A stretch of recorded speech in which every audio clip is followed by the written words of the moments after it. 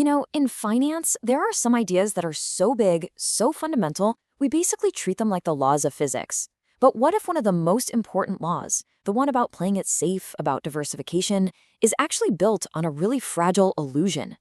Today, we're going to pull back the curtain on the very architecture of financial safety and ask why it so often crumbles right when the storm hits. We've all heard it a million times, right? Don't put all your eggs in one basket. It's the first thing anyone ever learns about investing. But here's the paradox we're going to explore. What if spreading your eggs across a dozen different baskets only gives you the feeling of being safe? What if, when you really look closer, you realize all of those baskets are sitting on the exact same, single, unstable table? So let's get into it.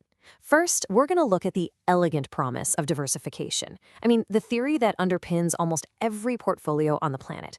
And then we'll face the paradox. Why does this mathematical bedrock so often crack right when the pressure is on? Okay, so the promise really starts here, back in 1952 with a Nobel Prize-winning idea called modern portfolio theory. And its genius was realizing that you shouldn't judge an asset's risk in a vacuum. No, what matters is how it contributes to the portfolio as a whole. By combining assets that don't move in perfect lockstep, you could actually build something that was way stronger than the sum of its parts. Now, MPT is an absolute master at taking out one specific kind of risk. It targets what's called idiosyncratic risk. The danger that one single company goes bust, or a specific industry just has a terrible year. And it works like a charm. With just 10 or 20 different stocks, you can pretty much wipe out that company-specific danger. But there's another kind of risk, systematic risk. This is the big stuff, recessions, inflation, global shocks.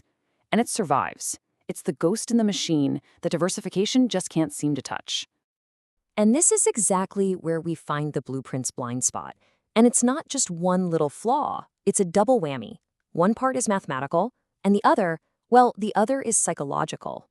Let's unpack both. The first blind spot is all in our heads. When we're faced with a choice, like the fund options in a retirement plan, our brains just look for a shortcut. Who has time for deep analysis, right? So we fall into what's called the 1/n trap. We just divide our money evenly among all the choices. It feels diversified, it feels like the smart, prudent thing to do. But what we're actually diversifying is just the number of funds, not the real underlying risk. This table really just sums up all the traps we fall into. First, there's that systematic risk that diversification, by its very nature, just can't handle. Then there's our own mental shortcut, that bias that makes us confuse a variety of labels with a variety of risks. And finally, there's this really deep-seated reliance on the past to predict the future, a quiet little assumption that is about to get completely shattered. So what happens when this whole illusion gets put to the ultimate test? What happens in a real crisis, like the one that absolutely rocked the world back in 2008? Well, that's when the system reveals its deepest, darkest secret. And that secret has a name: correlation convergence. It's a technical term, but it describes a simple and frankly terrifying idea. In a real panic, everything falls at once. All those assets that you thought were different, that you counted on to balance each other out, suddenly they start moving in perfect downward lockstep. You can actually see the moment the dam breaks right here on this chart. In normal times, before the crisis, asset correlations were hanging out around 40%. They had some independence. But during the panic of 2008, look at that. That number just surged to 70%. All that independence? Gone. The safety net that you thought you had, it just evaporated. And that right there, that quote, it captures the entire tragedy of this paradox. The protection you paid for, the safety you thought you were building, is destroyed precisely at the moment you need it the most. It's like an insurance policy that cancels itself the second your house catches on fire. So, if just diversifying by name is an illusion, what's the alternative? Well, the solution requires a totally different way of seeing.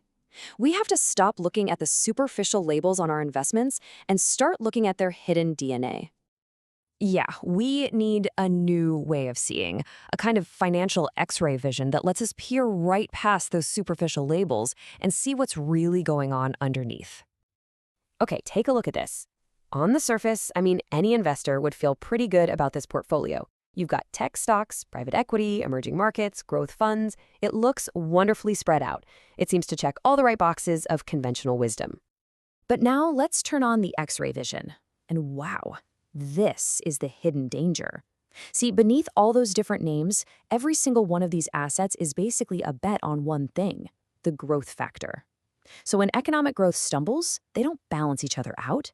Nope, they all fall together. This isn't a diversified portfolio, it's just one single, concentrated bet in disguise.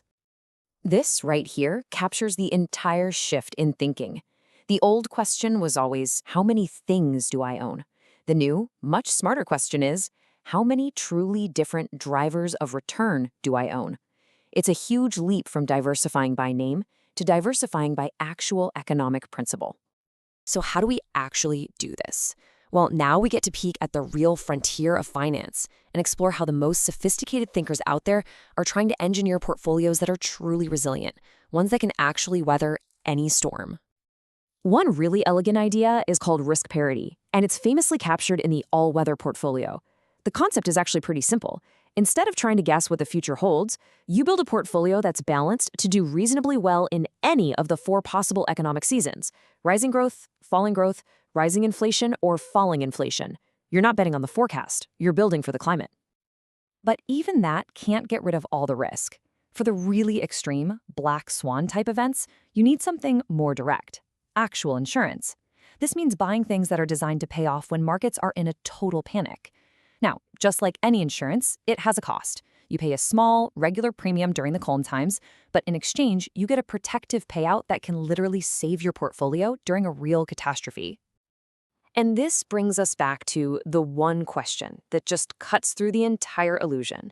It's not how many stocks do I own, but this.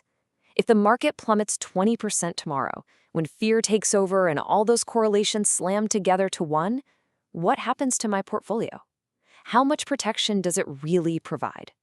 Answering that question honestly, that's the first real step away from the illusion of safety and toward the real thing.